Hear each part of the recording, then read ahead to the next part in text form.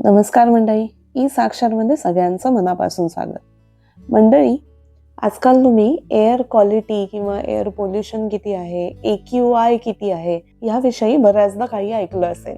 तर आज आपण या व्हिडिओमध्ये बघणार आहोत हे AQI म्हणजे नेमकं काय आणि गुगल मॅप्सचा वापर करून तुम्ही ते कसं बघू शकता. AQI म्हणजे एअर क्वालिटी इंडेक्स. हे AQI मोजण्याची, एअर क्वालिटी इंडेक्स मोजण्याची एक काही विशिष्ट पद्धत ठरलेली असते. सोप्या भाषेत सांगायचं झालं तर एखाद्या ठिकाणच्या हवेमध्ये किती पोल्युटंट्स आहेत, प्रदूषण करणारे घटक किती आहेत, त्यांच्या कमी अधिक प्रमाणावरून ती हवा किती शुद्ध आहे हे ठरवलं जातं. हा जो AQI इंडेक्स आहे हा साधारण 0 ते 500 पर्यंत मोजला जातो. अगदी सोप्या भाषेत सांगायचं, आता तुम्हाला इथे स्क्रीनवरती रेंज दिसते आहे की किती ते किती तुमचा AQI असेल तर ती हवा शुद्ध मानायची, चांगली मानायची का प्रदूषित मानायची, यानुसार इथे तुम्हाला एक इमेज दाखवलेली आहे. 0 ते 50 AQI असेल तर ती सगळ्यात चांगली हवा मानली जाते.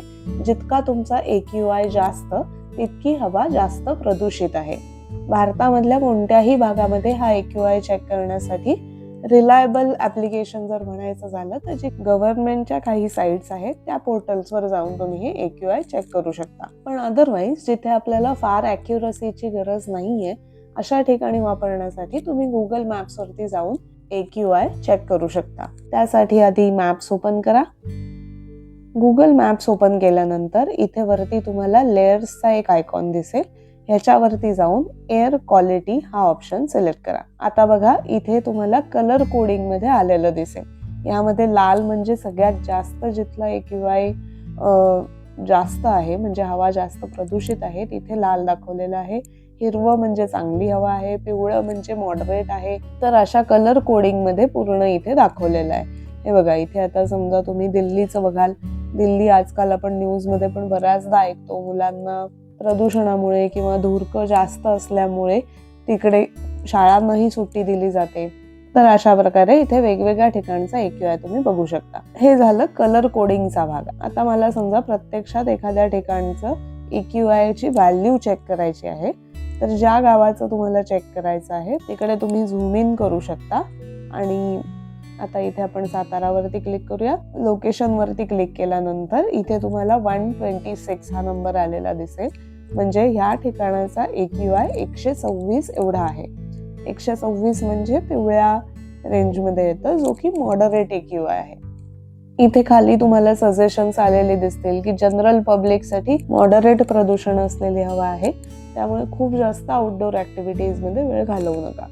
पुन्हा एकदा सांगते, काही पोर्टल्सवरून आणि गव्हर्नमेंटच्या पोर्टल्सवरून बऱ्याचदा माहिती घेऊन त्याचं ॲग्रिगेट करून किंवा असं म्हणा की त्याची सरासरी काढून इथे व्हॅल्यू दिली जाते आणि ही दर 1 तासाने साधारण अपडेट होते. त्यामुळे ही अगदी अचूक व्हॅल्यू तुम्हाला इथे कळणार नाही, पण साधारण आपल्याला अंदाज येतो. तुम्ही एखाद्या ठिकाणी फिरायला जाण्याचा किंवा त्या ठिकाणी कायमचं शिफ्ट होण्याचा विचार करत असाल तर त्याआधी तुम्ही इथून साधारण तिथल्या प्रदूषणाचा, हवामानाचा अंदाज घेऊ शकता.